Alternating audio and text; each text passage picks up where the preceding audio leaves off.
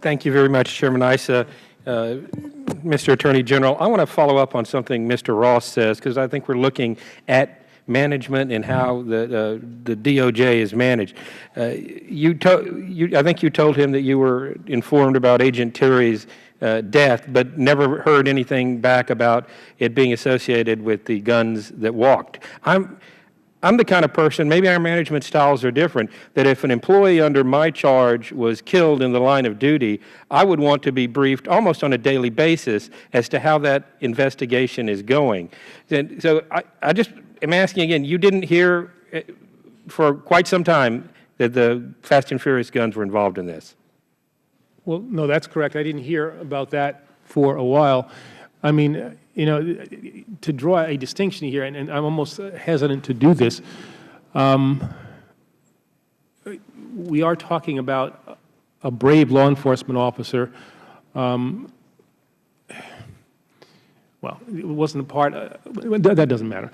I was brought up to date about, you know, the ongoing investigation, what we were doing at the Justice Department, but did not hear anything about the connection between that death and the gun-walking tactics until, as I said, February of 2011. All right. Well, you know, we've been investigating Fast and Furious for some time. Y'all have been looking at it internally. You've constantly blamed the ATF or the U.S. Attorney's Office in Arizona. I think Mr. Gowdy has made it clear through some of his questions that it actually has gone up to Maine Justice. But I just don't see y'all doing anything. There have been several questions earlier about what you've done, and nobody's been disciplined, and nobody's been fired. There hadn't even been a letter put in. I don't think that's good management, and I think that's the reason that many of my colleagues, myself included, have suggested it might be time for you to resign.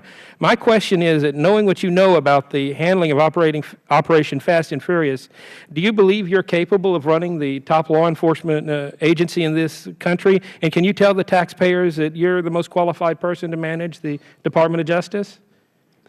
First off, let me just say, I have not blamed the people in Phoenix, either ATF or the U.S. Attorney's Office there. I mean, they're good people down there. They work hard, and I'm not going to allow that to stand in the record. I'm not blaming anybody. We want to find out who in those offices might have been responsible, as well as who in Maine Justice is responsible. Well, don't you think 13 months is a little long to run that investigation?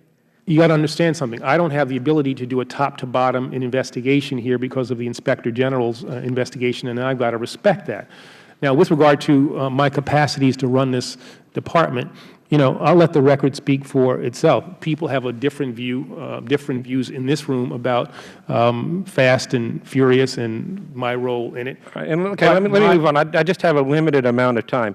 You've indicated. Well, you ask a question. Okay. I mean, questioning whether or not I should resign. I don't have a chance to respond. All right, that's fine. Thank you. Now, so if you're going to judge me and ask me to resign, as you have, and has some of your colleagues, you know, you've asked a broad question. And how do you judge that? Well, you look at everything that I've done in this department for the past 3 years, and you look at the department in the state that it was in when I got here. A dispirited department that had gone through scandals, that had the traditions of the department turned on its head. It had been politicized. I will stand on what I've done with regard to the criminal division, the antitrust division, with regard to the civil division and the fraud money that we brought in, the great work we've done on national security. And if you want to say that I'm a person not qualified to be Attorney General, you take that into account as well. All right, then why are we withholding some of the deliberative documents, too? That's another one of my concerns. Really, a lot of times here in Washington, it's not what actually happens that you get hung on.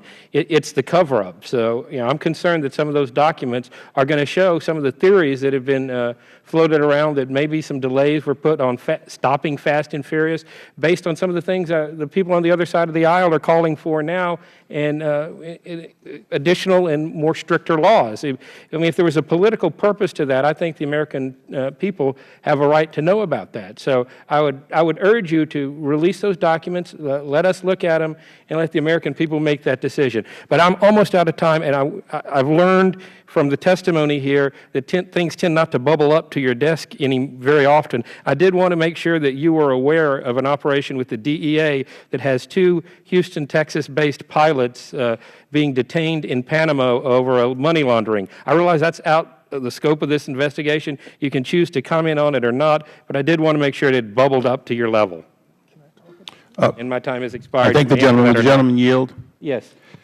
Just quickly, the minority is not objecting to the Cole document from March 10th, 2011, so that is placed in the record. I thank the gentleman. And with that, we go. Excuse me, did you wish to answer? Or that's what you're welcome to or not. Yeah, you certainly may respond. There's a limited amount of information I can talk about that. The DEA leadership has told my staff that the incident you described in your letter was not a DEA operation. I can't respond much more than that, but DEA can provide your staff a briefing with regard to that outside of this setting. That's fine. I'm just worried about the pilots. That's fine, sure. I thank the Attorney General. On December 5th, we actually asked for a briefing on that. We appreciate your commitment to that briefing in an appropriate setting.